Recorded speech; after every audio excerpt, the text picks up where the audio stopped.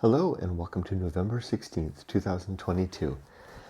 My name is Kurt and this is my daily good life meditation video, something that I do every morning shortly after waking up. It's 4:26 right now. And good morning, Parker.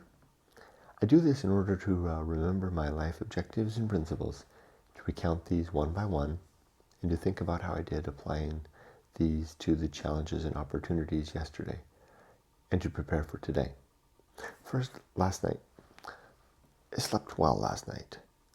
It was a strange day yesterday, not a difficult day, but a challenging day, and took a lot out of me. Yet, I slept well. I was up a little bit before the alarm, maybe a half hour before, with some strange, part awake, part asleep dreams, which I wouldn't even remember now if I hadn't brought this up, if I didn't actually talk about it. Overall, fairly rested. It's a Wednesday, so I'm a little bit anxious because I didn't get to do my work yesterday. It means I'm behind a day, and I didn't even bother to really check. I checked Teams messages, but I didn't. I glanced at my emails to see if there was anything critical, but it didn't seem like it. So I don't know what the state of today looks like in terms of work. So that's got me a little less at ease. I like to know what's coming with the day. I guess I like to be in control, or at least aware of my circumstances. Funny for the guy that never settles down to want to be aware of his circumstances. Oh, by the way, the Santa Ana winds began last night. I don't know if you hear some rattling outside the window. That's the wind blowing off the sea in towards the desert, being sucked up into heaven, deep out by the Salton Sea and beyond. Let's see how I did with regard to my planned objectives for yesterday. Not objectives, but what do I want to call this? My days list. I wanted to work. I wanted to be deliberate. And I wanted to be slow. I didn't work, so scratch that. But I had good reason. My daughter texted us early in the morning that she was feeling really sick.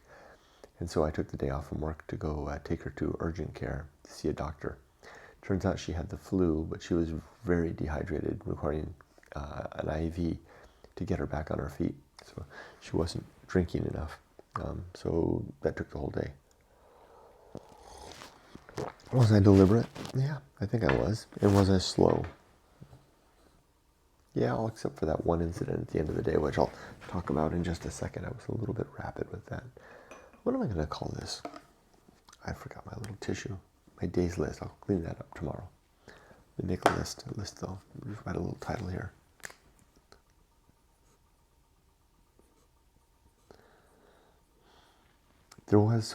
As for the details of yesterday, I think I handled the day very well. Calmly went and picked up my daughter. Yumiko and I, together, I did that with my wife. We coordinated it.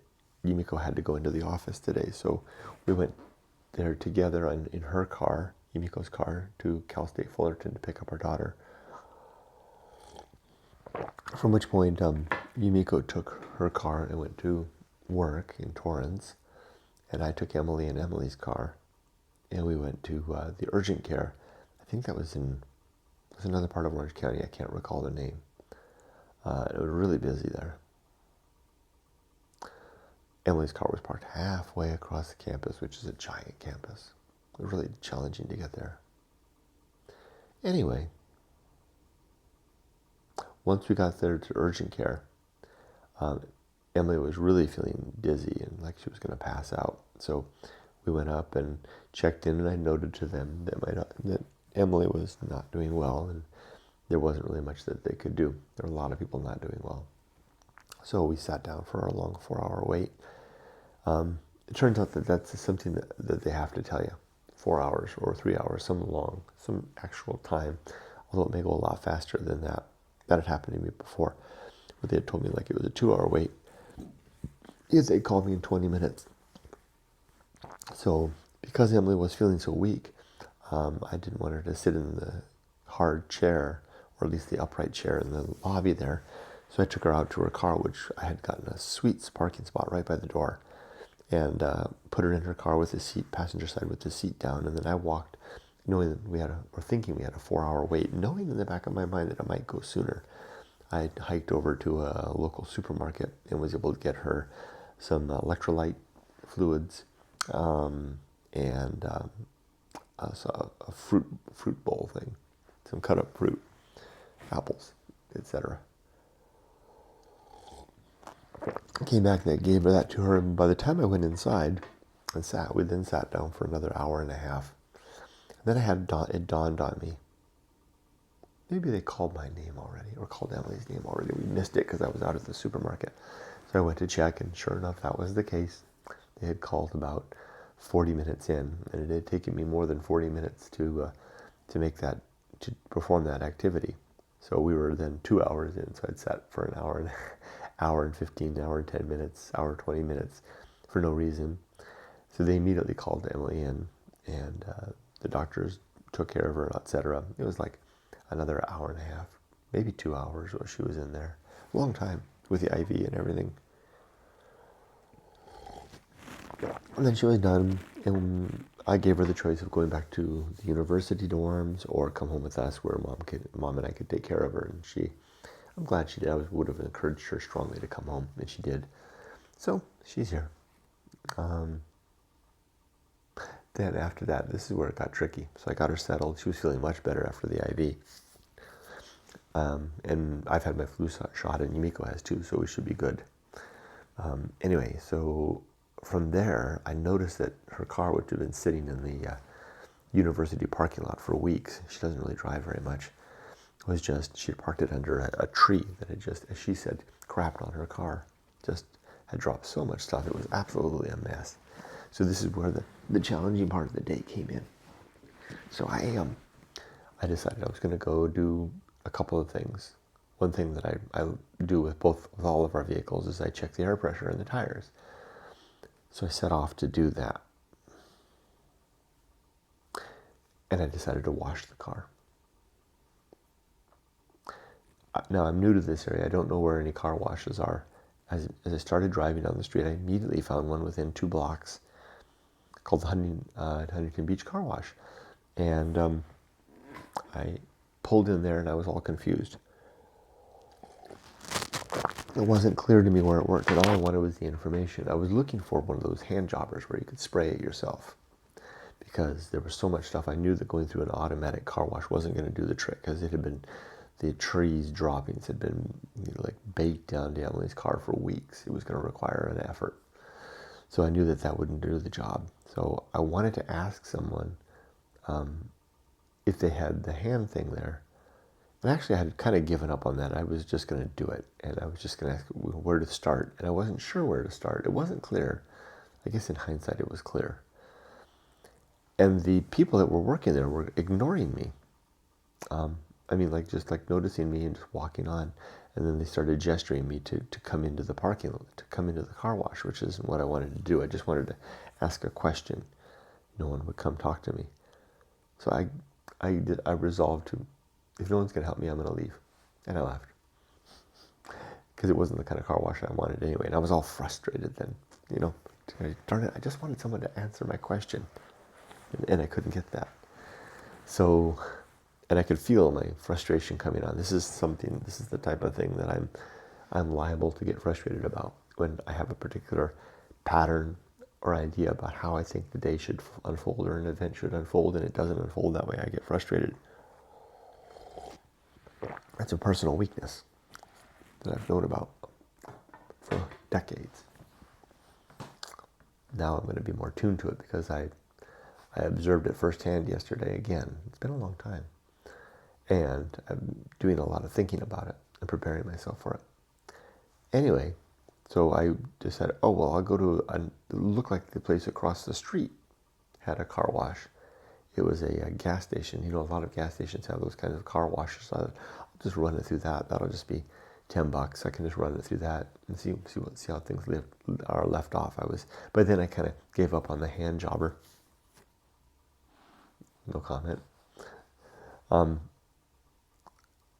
So it was really hard to get over there. Now it's getting to be rush hour in Huntington Beach. Lots of cars everywhere. I had to do this long, complicated thing of going down the street, doing a U-turn, coming back, taking a wrong turn over here, coming around here, and then I wound up in the place. And what I thought, when I got to the gas station, inside the gas station, what I thought was the line and entrance to a car wash was the entrance to a fast food restaurant's drive-through. Damn it. So that didn't do either. So I got out with the app, and now I'm parked in a real strange situation because there's no parking spaces, and I had to stop because I didn't know where I was going to go. And I got out my app and typed in car wash and found there was a car wash place down the street.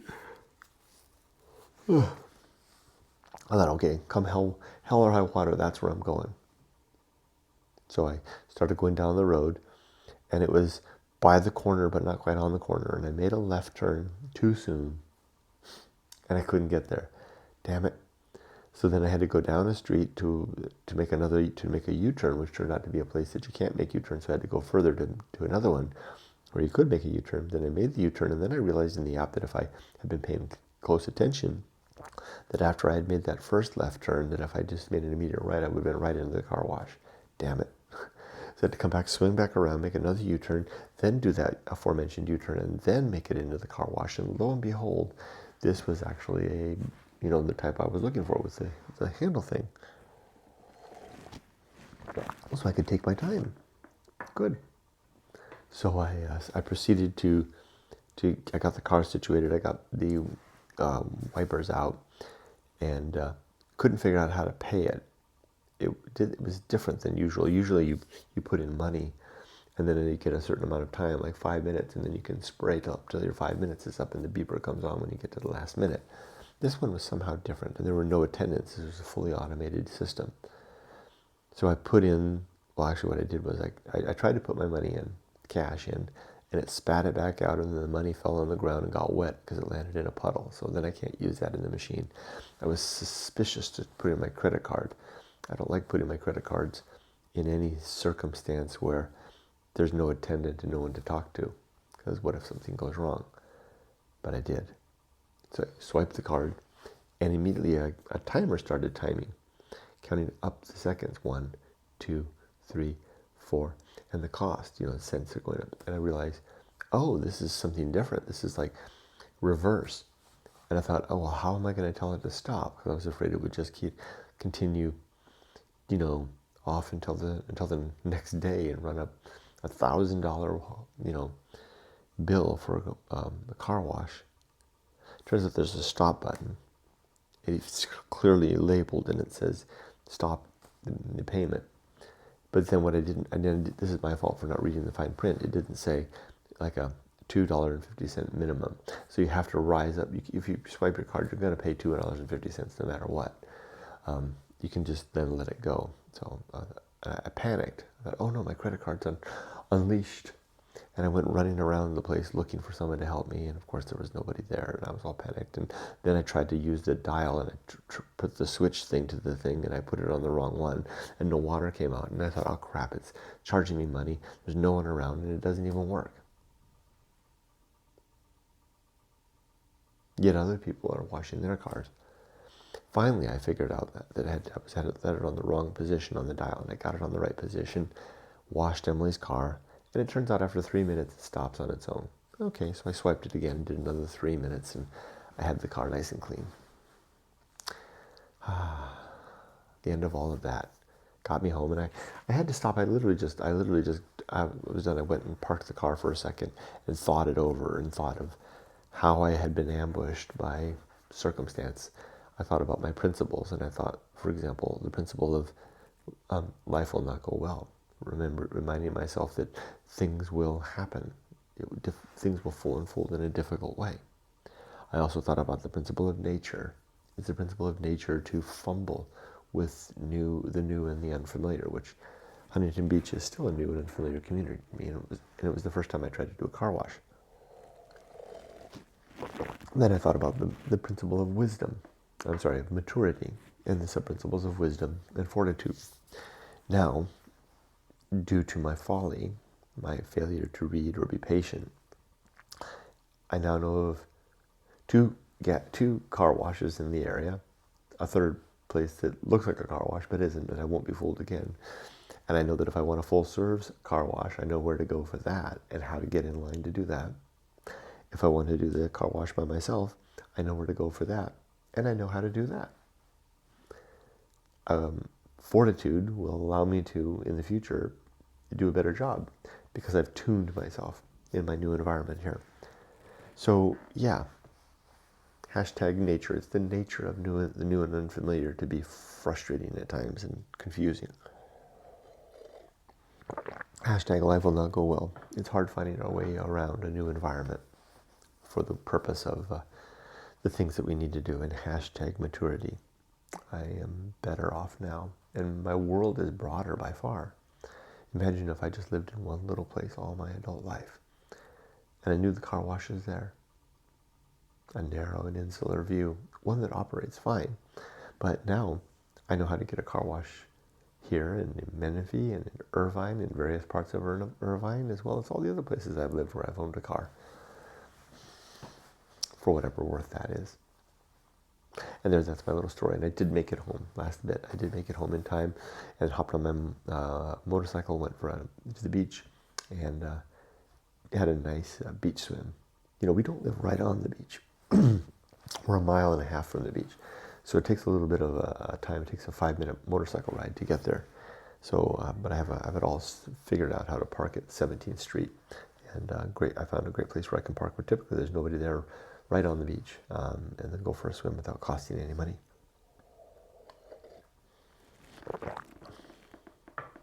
All right, other than that, that was the day. Boy, a long time talking about that. Let's do the Good Life Creed. Taking a deep breath here. I'm anxious about today. Even though I don't know why I'm anxious. My projects are going well and are in good positions at this point. Not necessarily done. Well, one is done. The election is done. But we're going to move on to another election today. In fact, there's a meeting today. Okay. I am anxious. I'm not feeling good this morning. I feel restless and anxious, and it's all related to work. Missing that day of work yesterday really upset the apple cart. I don't know that I'll ever be able to get over that. I don't know if I'll ever get better, and that may be okay because I've only got a few years of work left. But it is a character trait, something that to which I have responsibility. I want it to be in order, and I want to be in control because I want to do well. It's part of my mission. All right, so let's do my Good Life Creed. 7 objectives as follows. 1, to be always ready to die. 2, to make good and effective use of my time. 3, to develop and maintain good and sound life principles. 4, to cultivate good emotional reactions, like I tried to do yesterday but kind of failed. 5, to perform good actions, just doing good things. 6, to recognize my limits and my opportunities, my true limits and my true opportunities, the things that I cannot reach, that are beyond my reach, and the things that are within reach. I to choose them carefully. How I'll engage in them, and really the only thing that's really truly within my reach is the reasoning faculty, my own rationality, my own ability to make decisions and exercise self-control. And lastly, my last objective is to do just one thing at a time, and to do that thing slowly and deliberately and carefully. I will add one thing. a change that's come about in the last couple of days, which is I've been far more actively, it's like seeing the hashtag of my principles and objectives floating before my mind's eye as I go through the day. Like I said yesterday, as I was having that folly of errors trying to get the car washed, the hashtag of nature, life will, hashtag well, which is a shorthand for life will, the principle of life will not go well, kept floating up. Hashtag nature, hashtag maturity. I kept seeing it over and over in my mind, which reminded me to stay focused and to recognize what is normal and to be expected and endured. Okay, now my 32 principles. Let's see if I can do the lightning round. I'm tired and I want to get on with work so I can get ahead, get caught up. Kurt, you can do better than that. I am tired though. Tired and not feeling quite with it today. I want to give myself the lightning round so I can move on. Let's see if I can do better than that, in spite of myself. I've got the dog right here. First principle is the principle of war, to always be fighting against what I think is true. Number 2 is reason, and the sub-principles of honesty, objectivity, doubt, and humiliation. 3 is the homunculus, the reminder that I don't have a soul and that death is permanent forever. 4 is the anchor hold. That's actually, I combined that when I just described the homunculus. The homunculus is just the reminder that I don't have a soul, but I do have a consciousness. The anchor hold is a reminder that consciousness is subject to my death, just like my body, and will go away forever and never come back.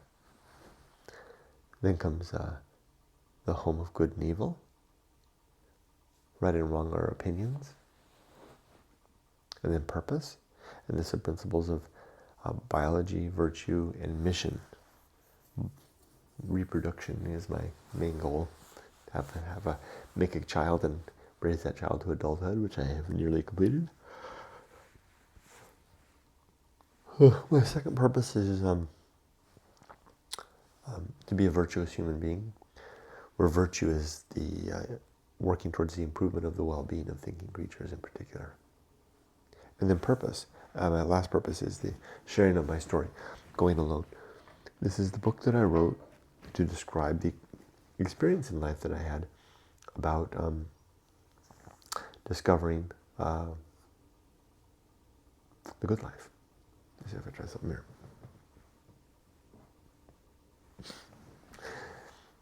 I try to take a photo, so I use that for the thumbnail. Let's see if that works. For the Good Life Creed. No, well, I'm not saying it right. I'm all over the place. Like, can you hear the wind? I'm all over the place this morning. Come on, Kurt. Fortitude. The good life, the going alone is the adventure that I had in life to discover a universe without God. The Good Life Creed is my answer and response to how to make a good life if we don't have a soul and there is no God and there is no forever. What do you do with that? That's what the good life is all about.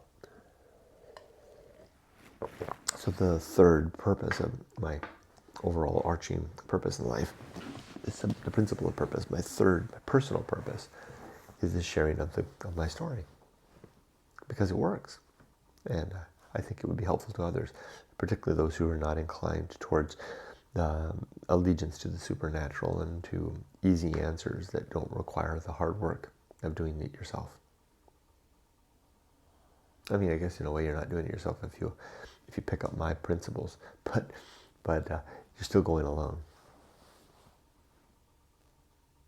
Unless you believe in God and find my principles useful, then I guess you're not. Never thought of that. Okay, enough of that. Number 6 is atomic principle. Everything is made of bits and pieces, including us, atoms and molecules and energy. And then the principle of nature. Everything has some particular nature, including this dog, days when my daughter gets sick, new communities where I don't know my way around, and car wash machines. And then the pirate ride, I don't think we have free will. I think it's an illusion. Can't prove it, but I believe it. And then maturity and the sub-principles of wisdom and fortitude. And integrity. So third sub-principle. Maturity, I think I've talked about that several times already, is what we gain when we have experience and we have the strength and the willpower to do better, to not repeat our mistakes.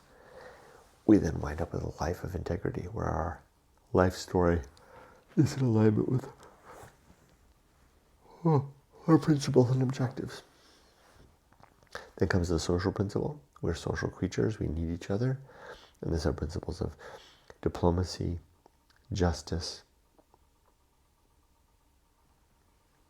conspiracy, I'm missing one. Oh, and integrity. No.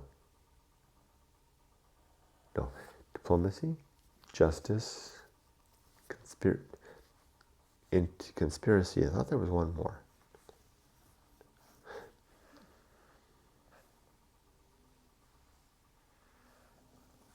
I think that maybe that's it. Diplomacy is what we do when we work together towards agreements about what constitutes the good city. And then we conspire together to make that happen. Justice being the end. I think that's good enough. And then the public speaking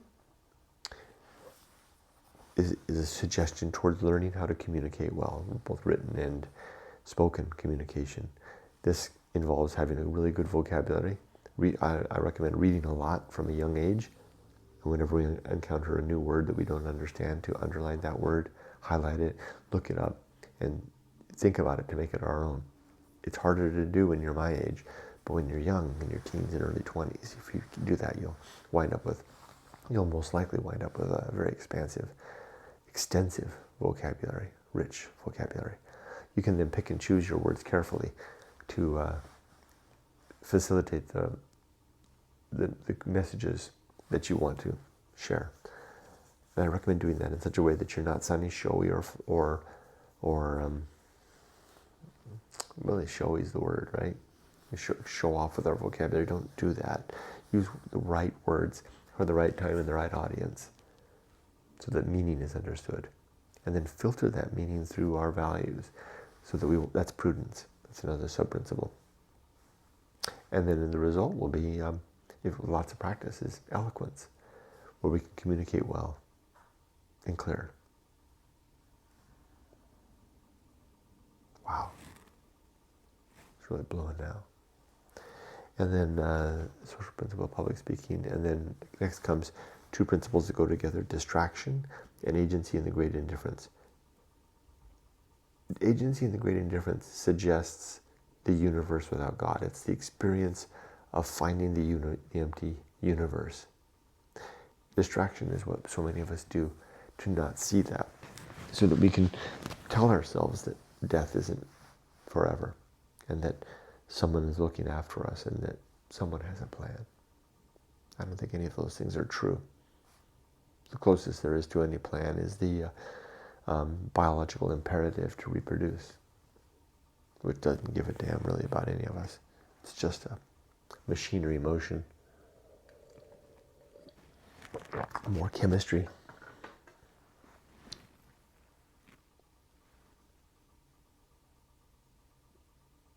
But if you can face down that fact, if you can look at the emptiness and accept that fact that it seems like we're alone, there's no good reason to think of God, there is God, or we have a soul, or that there's any such thing as forever, then we can craft a good life out of the time that we've got, not expecting anything more. It's fine. It works well. It's quite well, actually. Better than the alternative. Well, I mean, anything is, I guess, any truth, even if it's just a nugget, is better than a gigantic lie.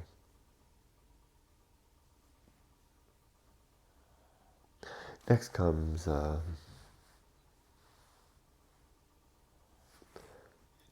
distraction, great indifference, There's 5 principles that go together. Temperance, life will not go well, the horror show, that which must be borne, and the feast of woeful.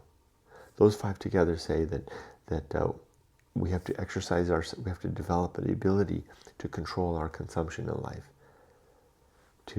Someone just went to the site from Portugal. Hey, from Portugal. We have to develop that control, to be able to control our consumption. That's temperance. Food, drink, work, play, thinking, everything. Wow, it's really blowing. 2 is life will not go well, like I've said several times so far, and it won't. And then the horror show is when it gets really bad. And then that which must be born, we have to bear all of this. Like I have to bear it right now. I don't feel good, too good. I don't feel bad, but I just don't feel good. I just feel out of sorts because I missed work yesterday. I just have to bear that. And then lastly, the feast of woeful is when we can't bear it any longer. We get frustrated and blow up into the world. And I try to avoid doing that.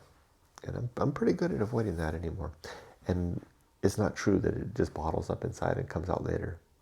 You can just let it pass. It's like bad weather passing, and it just goes on, and you're left having weathered the storm successfully, or having let it blow you around. I prefer the former. Then comes the best seat in the house, to not want to be anywhere else, or be doing anything else, but to be okay with who I am, where I am, and what I'm doing. Then comes another, I think it's a threefer, fourfer actually. The path of wildness, the restless man, the path of wildness, the great life adventure, and the risk of avoiding risk. The restless man is what some of us are. I won't say all of us. I think maybe all of us to a little degree, but it may be just not even nominal in some and hardly noticeable. Or maybe they just suppress it in such a way, or they just never heeded it, so it becomes like it's not there. But for me, and for many like me, those that contact me, those that typically wind up at my website, they feel kind of a restlessness in young life, beginning in the teens and persisting hard through the 20s and on. It never goes away if you don't do anything about it. And even then, it never really goes away. It's that restlessness that we need to address in some way. And the way that I recommend addressing it is by getting on what I call the path of wildness.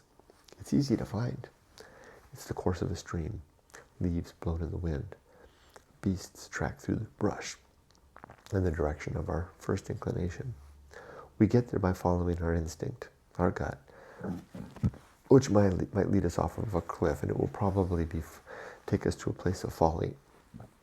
That's why I recommend getting on the path young, after college. So after about age 25, between 25 and 30 is the prime time to go off into the world and have that whatever adventure you want to have, and come back at 30 ready to take on the deeper risks of life, or not the deeper risks, the surface level risks of life, of finishing education, which you've already got in your bag. You got your bachelor's degree by 25, and then career, home, family, and preparing for old age so that you don't have to work forever. Those things all together. The restless man, the getting on the path of wildness, giving yourself one or more great life adventures, and then taking care of the other parts of life, are good life. I guess that is the good life. I hadn't thought about that. Is that really 5 or 4? The restless man, the path of wildness, the great life adventure. It's 4. And then the risk of avoiding risk. I guess if I put those together, I've long been clustering some of these principles together. I've got the cluster of 5. I call them the 5 principles. The 5 principles, the 4 principles, and there's the one that's the 2 principles. I was thinking I should give them a name, and I should call this cluster of 4, the good life cluster. I like that. Quotation marks, the good life, quotation mark, cluster. See how it's good that I didn't just rush through. Came up with something good. Give that, so I can just refer to it in the future. I can just say, regarding the good life cluster, or the other cluster of 5, which I'll come up with some title for that at a later time, or the cluster of 2. Okay, moving on from there, the good life cluster, then comes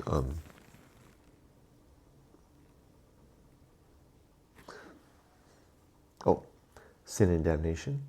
There are 8 sins in my worldview: falsity, credulity, faith, superstition, dogma, authorities, rumor, and gossip. Engaging in any of those things and you're damned. Damned for the here and now. No afterlife to be damned in. And then comes complete oblivion.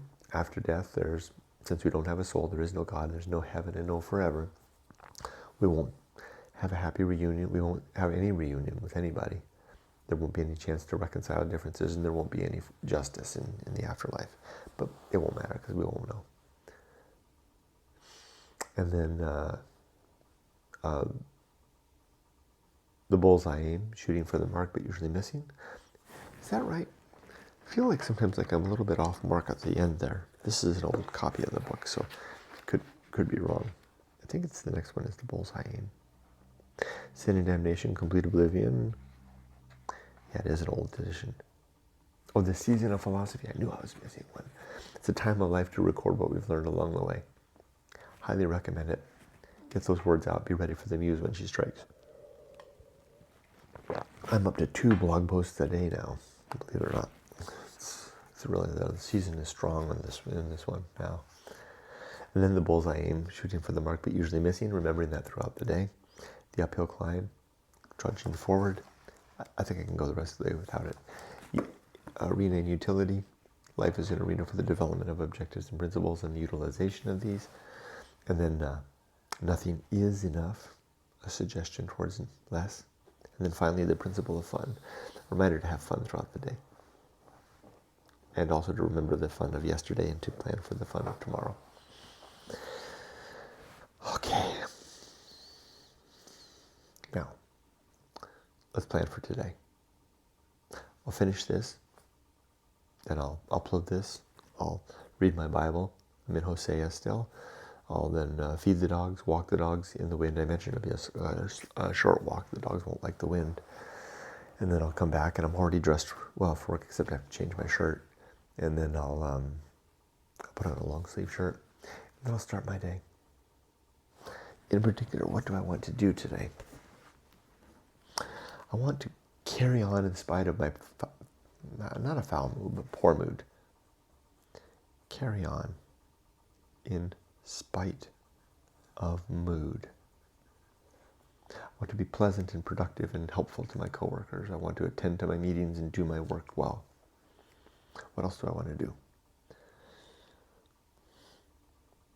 I want to swim in the ocean after work. And of course I'm going to attend to my daughter who's asleep here. Attend to Emily.